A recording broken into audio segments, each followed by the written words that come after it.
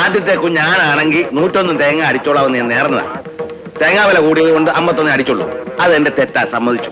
പക്ഷേ അടുത്തത് പെണ്ണാണെങ്കിൽ 201 തേങ്ങ അടിച്ചോളാമെന്ന് ഞാൻ നേർന്നു. നീ അത് വേണ്ടാന്ന് വെച്ചു.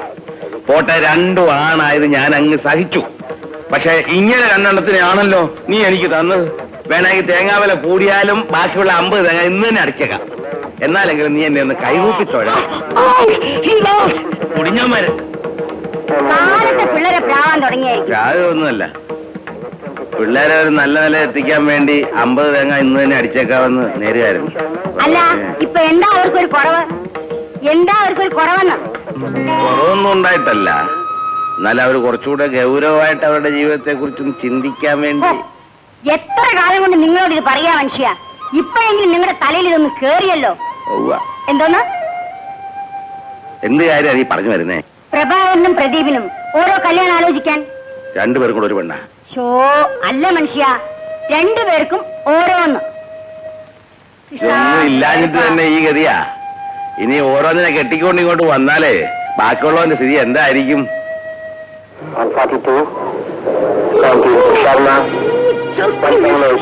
നിങ്ങൾ എന്തായി ആലോചിച്ചോണ്ടിരിക്കുന്നത്? വേഗം പോയി ഒരു ജോസിനെ കാണണം. വെയിലൊന്ന് ആറിയിട്ടെങ്ങാനും പോകാ എന്റെ പൊന്നു കുഞ്ഞമ്മേ. നിങ്ങളോട് ഞാൻ 1000 തവണ പറഞ്ഞിട്ടുണ്ട് എന്നെ ഈ കുഞ്ഞമ്മ വിളിക്കരുതെന്ന്. ആളുകൾ കേട്ടാ തെറ്റിദ്ധരിക്കും. ഇന്നാലും ബോംബെന്നെ സുനന്ദയുടെ ഭർത്താവോട് വന്നപ്പോ അയാൾ അവളോട് ചോദിച്ചു ഞാൻ നിങ്ങളുടെ കുഞ്ഞമ്മയാണോന്ന്. ഇന്നും ഒരു കാര്യം ചെയ്യാം, കുഞ്ഞമ്മ വിളിക്കാൻ മുമ്പ് സുഭദ്രാന്ന് തുടങ്ങി ചേർത്തേക്കാം. അപ്പോഴും കുഴപ്പമാ. സുഭദ്ര കുഞ്ഞമ്മേന്ന് വിളിച്ചാലും ആള് തെറ്റിദ്ധരിക്കും. അതുകൊണ്ട് അച്ഛൻ അമ്മയെ സുഭദ്രന്ന് വിളിച്ചാൽ മതി. വിളിച്ചാളാ. 2 പേരും ഒന്ന് മാറിയാൽ അങ്ങോട്ടൊന്ന് പോണം. കാലത്തെ പുന്നാരമോൻ തന്നെ ഇറങ്ങിയായിരിക്കല്ലേ? ഒരു നല്ല കാര്യത്തിൽ ഇറങ്ങുമ്പോ ശൗരം മുടക്കാണല്ലോ. തന്തപ്പടി ഞാൻ നോക്കൂല. രാവിലെ എന്തിനാ അവന്റെ നേരെ ചാടിക്കടിക്കുന്നത്? എന്റെ അടുത്ത് കളിച്ചോണ്ടല്ലേ. നേരം വെളുത്താ ഉടനെ തുടങ്ങും. അത് കഴിഞ്ഞാ ഉടനെ ഇറങ്ങും തെണ്ടാൻ. തിരിച്ചു വന്നാ ഉടനെ തുടങ്ങും. കൊട്ടലേ തെണ്ടല്. കുറെ നാളായല്ലോ മനുഷ്യന് സൂര്യൻ തരാനായിട്ട്.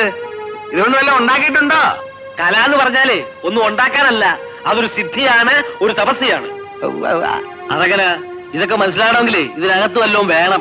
എന്റെ അമ്മയെ പോലെ.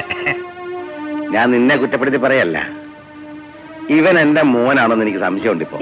അനാവശ്യം പറഞ്ഞാലുണ്ടല്ലോ. അല്ലെങ്കിൽ പിന്നെ എനിക്കില്ലാത്ത ഈ കൊട്ടൽ എങ്ങനെ ഇവനുണ്ടായി? എനിക്ക് കിട്ടിയതേ ഇവിടുത്തെ പാരമ്പര്യമല്ല, എന്റെ അമ്മയുടെ പാരമ്പര്യമാണ് എന്റെ സിദ്ധി. അങ്ങനെ പറഞ്ഞു കൊടുക്കാ മോനെ. എന്റെ മുത്തച്ഛനെ കൊട്ടാരത്തിൽ ആസ്ഥാന വിദ്വാനായിരുന്നു. കേളകത്ത് കിട്ടുള്ളിക്കുറുപ്പ് കേട്ടിട്ടുണ്ടോ? ആർക്കറിയാം, എങ്ങനെയാണ് വിവരം ഉണ്ടായിട്ടില്ല. മുത്തച്ഛനെ മഹാരാജാവിന്റെ കയ്യിൽ നിന്ന് കാപ്പും വളയും നേരിട്ട് വാങ്ങിയിട്ടുള്ള മൃദംഗ വിദ്വാനാ. അങ്ങേരെ കാപ്പും വളയും വാങ്ങി? ഇവനെന്ത് കോപ്പാ വാങ്ങിയേ? സമയം വരുമ്പോ വാങ്ങിച്ചോളൂ. അതവൻ സമയം വരുമ്പോ വാങ്ങിച്ചോളൂ. നിങ്ങളെ പോലെ ഒരു പണിയും ചെയ്യാതെ 24 മണിക്കൂറും വീട്ടിൽ തന്നെ ചടഞ്ഞുകൂടി ഇരിക്കുകയല്ല അവൻ. അമ്മ ഒരു കാര്യം ചെയ്യും, ഇതെല്ലാം അച്ഛനെ ഒന്ന് പറഞ്ഞ് മനസ്സിലാക്കി അങ്ങനെയെങ്കിലും ഒരു വിവരം ഉണ്ടാവട്ടെ. മോനെ പ്രഭാര, നീ വേഗം പോയി ആ ജോത്സ്യരെ ഉടനെ ഇങ്ങോട്ട് അയക്കണം. പോയി കോപ്പുമളി വാങ്ങിച്ചോണ്ട് വാ. മോനെ പ്രദീപേ, നിനക്ക് ബാങ്കിൽ പോണ്ടേ? സമയമായില്ലേ? ടിവിയിൽ ക്രിക്കറ്റ് മാച്ചിലുണ്ട്, അവധി എടുത്തിരിക്കുന്നേ.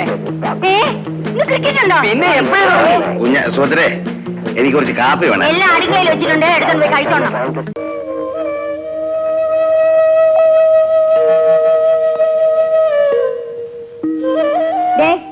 അവിടെ ഒരുത്തൻ പെണ്ണും പഴക്കൊള്ളിയൊന്നും വേണ്ടെന്ന് പറഞ്ഞ് ഹനുമാൻ സേവ നടത്തിക്കൊണ്ടിരിക്കുന്നു.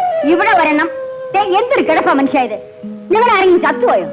ഇതുവരെ ഇല്ല, 1.5 കൊല്ലത്തിനകം അത് നടക്കും. ഇതിനെ കൊണ്ട് ഞാൻ തോറ്റു. ഇതിന് നല്ല ഒരു ആലോചന ഇനി വരാനില്ല. മാധവ മേനോന്ന് പറഞ്ഞ ആരാ? ഇങ്ങനെ ചടഞ്ഞുകൂടിയിരിക്കാണ്ട് എഴുന്നേറ്റ് ചെന്ന് ഇതിന് നല്ല ഒരു പരിഹാരം നോക്ക് മനുഷ്യ. ഞാൻ ആലോചിച്ചിട്ട് ഒരു മാർഗ്ഗമേ കാണുന്നുള്ളൂ. എന്തോന്ന്? 1 കൊല്ലം കാത്തിരിക്കുന്നതിന്റെ വിഷമം സഹിക്കാതിരിക്കാൻ ഇപ്പോഴേ വല്ല വിഷവും കഴിച്ചങ്ങ് ചാകുക. ചുമ്മാതല്ല, നിങ്ങൾ ആളുകള് മക്കളമ്പി വിളിക്കുന്നത് എന്നെയാ. അത് നിന്റെ മൂത്ത മോനാ പ്രകാവരൻ. നിങ്ങളെയും വിളിക്കാറുണ്ട്.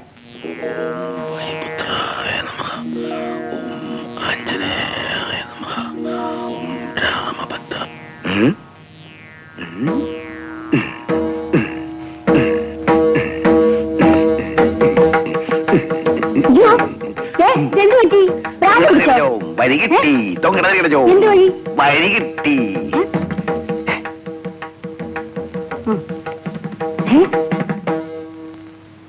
ഉം. ആ കൊള്ളാം. നീ എപ്പോഴും പറയാറില്ലേ എനിക്ക് ബുദ്ധിയില്ലെന്ന്. ഇപ്പൊ എന്ത് പറയുന്നു? ബുദ്ധിയുണ്ട്, ആ കൊനഷ്ട ബുദ്ധി.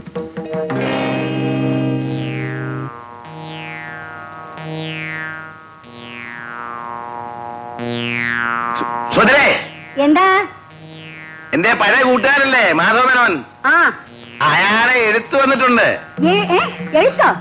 എന്താ എഴുതിയിരിക്കുന്നേ? ആ സുധര വായിച്ചില്ലേ? ഇല്ല, നിങ്ങളൊന്ന് ഉറച്ചു വായിച്ചേ.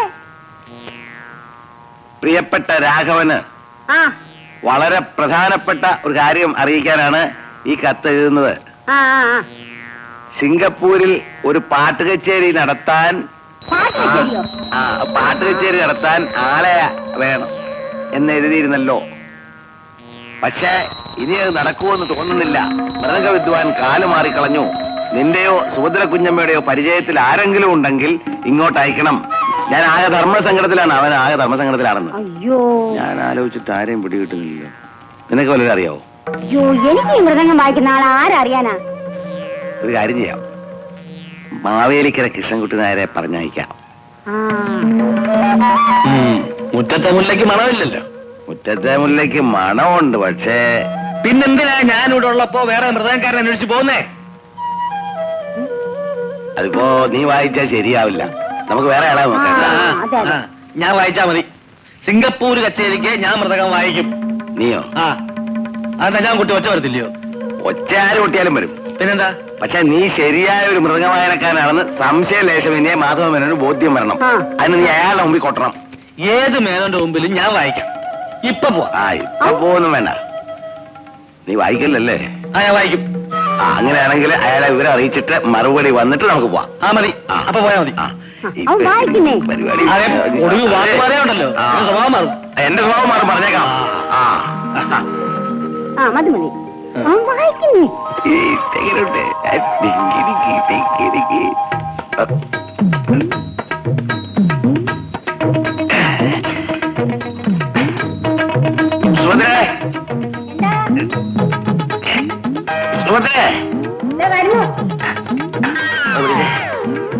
എന്താ അത്? ഒരിക്കടി വലിച്ചേ വലിച്ചേ.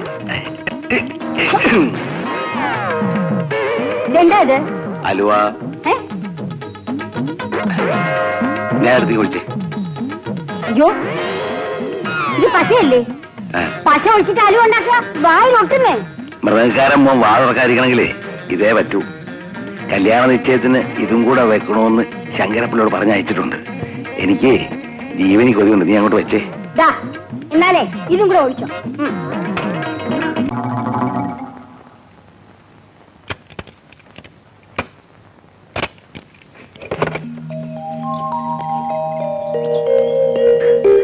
അച്ഛൻ എങ്ങനെയുണ്ട് ചാലു? അച്ഛൻ ഒരു കുഴപ്പമില്ല. ഏതോ തന്തയ്ക്ക് പറക്കാത്തവന്മാരെ പറ്റിച്ച പണിയാ. അവിടെ ഏതോ പടത്തിന് ഷൂട്ടിങ് കിടക്കായിരുന്നു.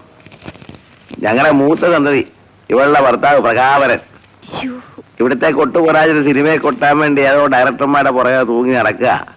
അവസാനം ഞൊട്ടിപ്പിരിയേ ഉള്ളു. എവിടെ മുഖംമൂടി? മോളിലുണ്ട്, ഇപ്പൊ എഴുന്നേറ്റേ ഉള്ളൂ. അപ്പൊ ഞാൻ മോളിൽ പോയി കാണാം. രാവിലെ വന്നോണ്ടേ അവരെന്തിനാ ഉപദ്രവിക്കുന്നത്? ഈ വന്നേ, ഈ വന്നേന്ന്. ഉപദ്രവൊന്നുമില്ല. ഈ വന്നേ.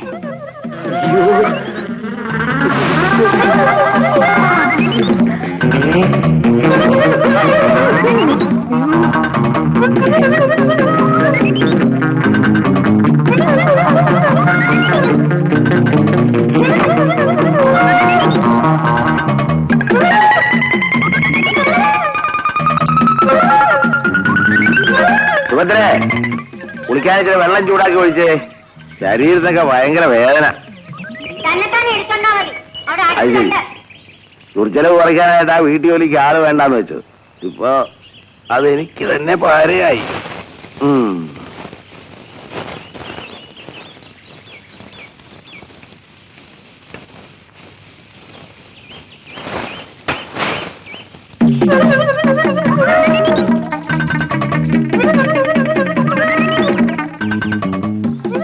ഇതെങ്ങനെ ഇവിടെ വന്നു?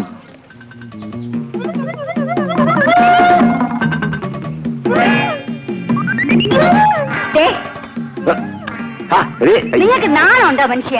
എന്താ അതിന്? വേണ്ട വേണ്ട, ഉരുളുകയും പെരളുകയൊന്നും വേണ്ട. പുതിയതായിട്ട് കല്യാണം കഴിച്ച പെണ്ണും ചെറുക്കനും താമസിക്കുന്ന സ്ഥലത്ത് വെച്ച് എത്തി നോക്കാൻ നോക്കുന്നു. നാണല്ലല്ലോ, ഇങ്ങോട്ട് ഇറങ്ങിയേ. മനസ്സിൽ പോലും വിചാരിക്കാത്ത കാര്യങ്ങൾ പറയല്ലേ എന്റെ സുഭദ്രേ. ഇങ്ങോട്ട് ഇറങ്ങാൻ. നീ അവിടെ മാറ്. എന്തൊരു കഷ്ടമെന്ന് നോക്കണേ. ഈ ഏണി എടുത്ത് ആ തൊഴുത്തി കൊണ്ടുവന്ന് വെക്കണം. ആ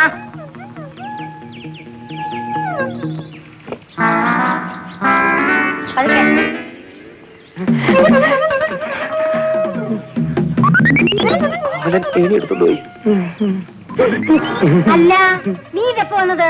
ഇന്നലെ രാത്രി. എന്നിട്ട് റോഷി എന്നോടൊന്നും പറഞ്ഞില്ലല്ലോ. റോഷ്നിയാ? ഏത് റോഷ്നി? മോളിൽ താമസിക്കുന്നവള്. ഓ, ഞാൻ വന്നവള് കണ്ടു കാണില്ല. അപ്പൊ പിന്നെ നിനക്ക് ആരാ കഥ അവളുടെ ഭർത്താവ്. അവളുടെ ഭർത്താവ്. നീ അവനെ കണ്ടോ? ആ, പരമഭാഗ്യവാൻ. നിനക്കെങ്കിലും ദർശനം കിട്ടിയല്ലോ. അമ്മേ വരുന്നു, ഞാൻ ഇപ്പൊ വരാം. അല്ല, പുറപ്പെട്ടു കഴിഞ്ഞോ? നീ കാപ്പ് കുടിക്കുന്നില്ലേ? സോറി, സമയമില്ല. ഉച്ചയ്ക്ക് ഊണ് കഴിക്കാൻ കാണുമോ? ഒന്നും പറയാൻ പറ്റില്ല. പ്രദീപേ, മോളിലുള്ളത് എന്റെ കൂട്ടുകാരനൊന്ന് വിളിക്കേ, ഞങ്ങളും കൂടെ ഒന്ന് കണ്ടോട്ടാ. അച്ഛൻ കണ്ടില്ലേ? അവന്റെ ഇപ്പൊ പോയുള്ളൂ അങ്ങോട്ട്. പോയാ? പോയി. കാലം വന്ന് കഴുത്തെ കരടുന്നതിന് മുമ്പ് അവനെ ഒന്ന് കാണാൻ പറ്റൂടാ.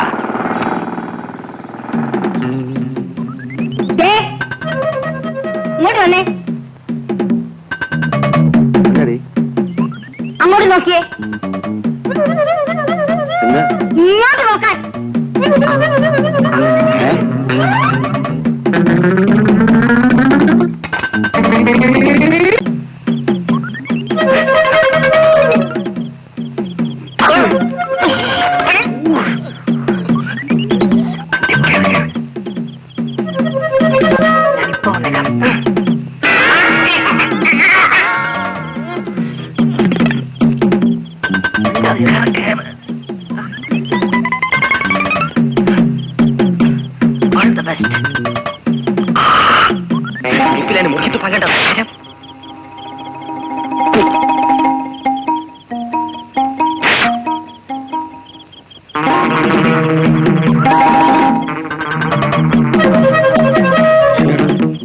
ഇതെങ്ങനെ ഇവിടെ വന്നത്?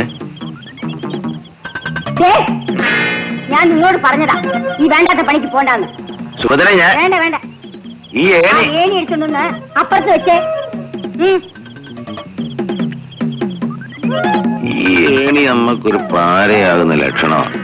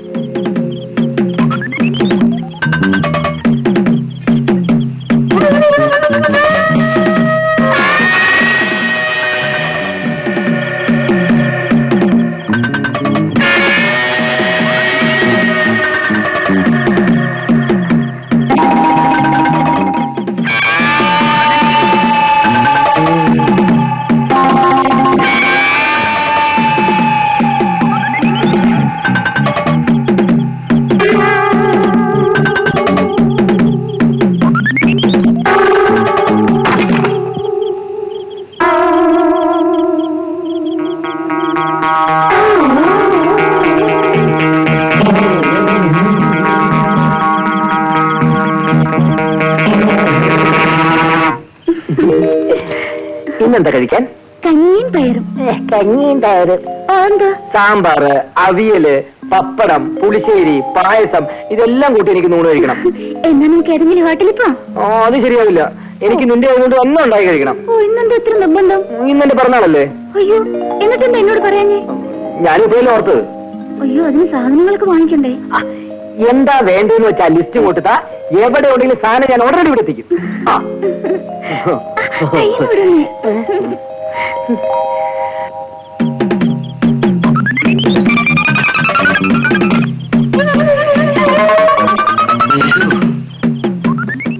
ഇതിലെല്ലാം എഴുതിയിട്ടുണ്ടല്ലോ? ഒന്നും വിട്ടുപോയിട്ടില്ലല്ലോ? മോള് നേരെ അടുക്കളയിലേക്ക് കയറിക്കോ. ഞാൻ സാധനങ്ങളുമായിട്ട് ഇപ്പൊ എത്തിയേക്കാം.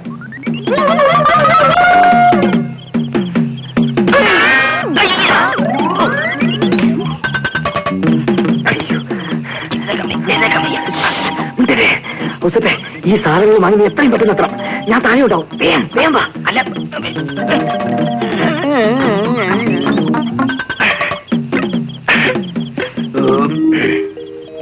രാവിലെ പോയാ പോരെ മോനെ. പോരമ്മേ, നമ്മുടെ ഉരുപ്പടികൾ നമ്മൾ തന്നെ സൂക്ഷിക്കണ്ടേ? ഇപ്പോഴത്തെ കാലത്ത് ആരും വിശ്വസിക്കാൻ പറ്റില്ല. അതും ശരിയാ. രാത്രി ആദ്യം ഉറക്കമൊഴിയാതെ സൂക്ഷിക്കണം. ഇതാര് പ്രദീപനോ? അതേടാ കൊച്ചു പ്രദീപേ. അമ്മേ ഇത് മനസ്സിലായി. മനസ്സിലായി മോളെ. എവിടെ കാണട്ടെ? ഇനി ചത്താലും തിരക്കേടില്ല. ഇയാളെ മുഖം ഒന്ന് കാണാൻ സാധിച്ചു. അപ്പൊ ഹൗസിന് ഒരു കുഴപ്പമില്ല, എല്ലാ സൗകര്യവും ഉണ്ട്. ഞങ്ങൾ രണ്ടുപേരുടെയും പേര് ഒന്നായതുകൊണ്ട് കൺഫ്യൂഷൻ ഒഴിവാക്കാൻ വേണ്ടി കൂട്ടുകാർ ഇവനെ കൊച്ചു പ്രദീപെന്നും എന്നെ പ്രദീപ് അണ്ണാന്നുമാണ് വിളിക്കാറ്. എന്നാ പ്രതിവണ്ണം വാ, നമുക്ക് അങ്ങോട്ടിരിക്കാം. ഇവ മേളിലെത്തിയിട്ട് വേണം ഭക്ഷണം ഉണ്ടാക്കാൻ. റോഷിനി കാത്തിരിക്കുക. മോൻ ആദ്യം മോളിൽ കൊണ്ടുവന്ന് കൊടുക്ക. അവൻ ഇവിടെ തന്നെയല്ലേ താമസം. സംസാരിക്കാൻ ഇനിയും സമയമുണ്ടല്ലോ. ഞാൻ ഇറങ്ങട്ടെ അമ്മ. ആ എടാ ചേപ്പി, നിന്റെ ഈ കൂടുതൽ ഉറക്കൊഴിഞ്ഞുള്ള ബിസിനസ് ശരീരത്തിന് ദോഷം ചെയ്യും. അങ്ങനെ പറഞ്ഞു കൊടുക്കുമോനെ. ഞാൻ പോട്ടെ. വയ്ക്കോ, ഞാനും പോട്ടെ അമ്മേ.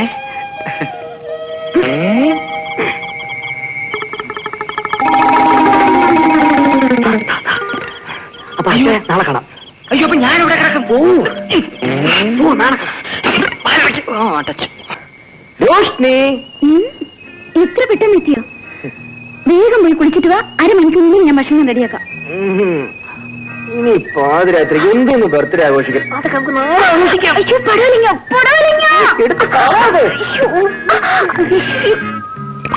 പൈപ്പ് തുറക്കുന്നവനെ അടയ്ക്കാൻ അറിയാൻ പാടില്ലേ?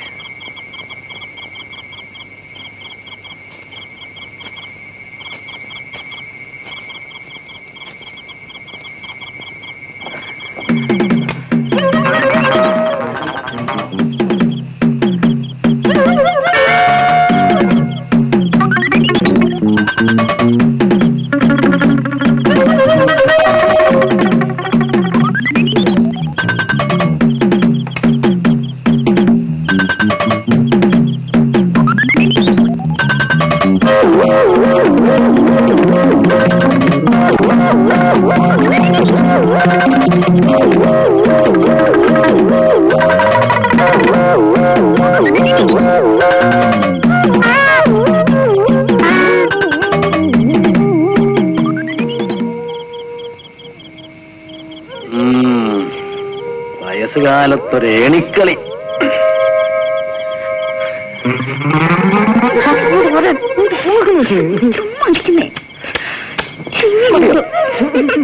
ഈ മണ്ണിൽ തന്നെ നിർത്തിയിട്ടാ വേളി മദനോത്സവം താഴെ കൊട്ടും. ഈ ഐഡിയ പറഞ്ഞു കൊടുത്ത എന്റെ മരം മണ്ടയ്ക്ക് വേണം ഇടിക്കാൻ.